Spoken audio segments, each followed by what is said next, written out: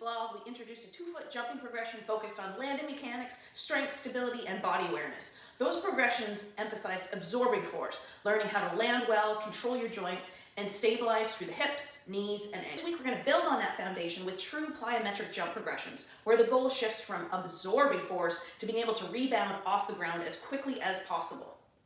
This is an important distinction and one that should only be introduced after you've really developed solid jumping mechanics. Make sure you read the full blog to find out the particular caveats you should be thinking about before jumping into plyometrics, no pun intended. But once you're ready, hope you enjoy these progressions. 1A and 1B. These are some fun exercises that don't just allow you to practice how to move quickly in space without really overthinking the exercise. So what you're going to do is you are going to find a line on the ground. You're going to establish good core contraction, pelvic floor engagement, balls of your feet, and then as quickly as you can, you're going to jump there and back over top of that line, just aiming to clear the balls of your feet over top of that line, staying on the balls of the feet the whole time. There and back is one contact. You're going to go for somewhere between 20 and 40 contacts, or as many contacts as you can do in 20 seconds. You're going to take a 1-minute breather, doing some active, maybe some dynamic stretches, maybe some active release, and then you're going to go into exercise 1B, balls of your feet, core in tight, and moving laterally as quickly, jumping over top of that line. Notice that there's no twisting side to side. I'm keeping my hips and knees facing linearly without letting my knees collapse in. If you are newer to plyometrics, don't feel you have to move as quickly as I did in those initial movements. Maybe your movement is going to look like this or like this as you get comfortable with that idea of rebounding. Just start at your level where you're comfortable.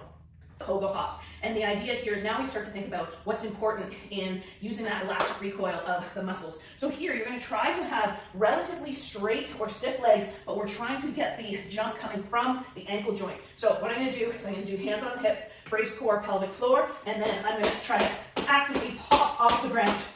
Okay, so there's two components here. One is actively slapping the foot down, and then the other part is pulling the toes up. Okay, we don't want to hinge from the hips. So a big mistake that we see is this. We don't want to see that. That's hinging from the hips. We just want from the ankle joint. So slap the feet down, pop the feet up.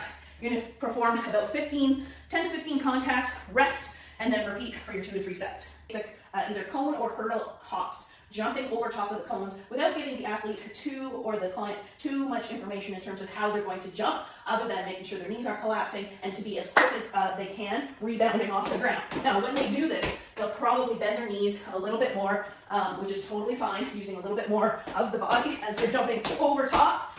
And now we limit the athlete to doing just the pogo hops over top of objects moving forward. So this, we're locking up the knees and just having the movement come from that ankle joint, slapping the feet down, popping the feet up.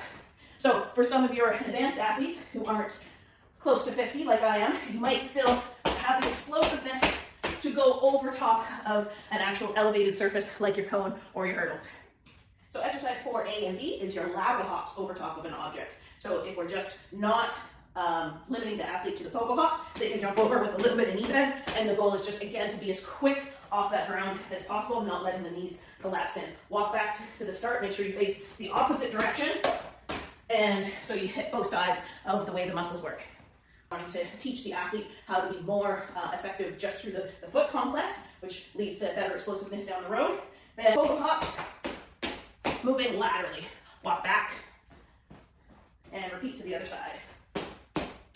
Again, listening for that foot slap and toe coming back up. Finally, progression 5A and 5B is our forward jumps onto an elevated surface, like some sort of a plyo box. So again, just like we did before, you can either have your quote-unquote easier version, where you're allowing the athlete to use the foot complex and the knee complex, but still focus on quick rebound off the ground, especially on that last contact before the box. So brace the core, pelvic floor, make sure we're quick off the ground, anticipate that landing, good solid landing.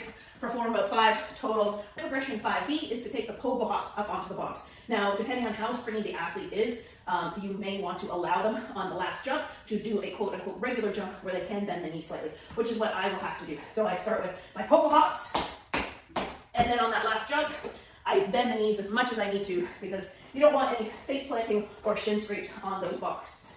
So again, pogo hop, slapping the feet, and then last jump, nice and quick, good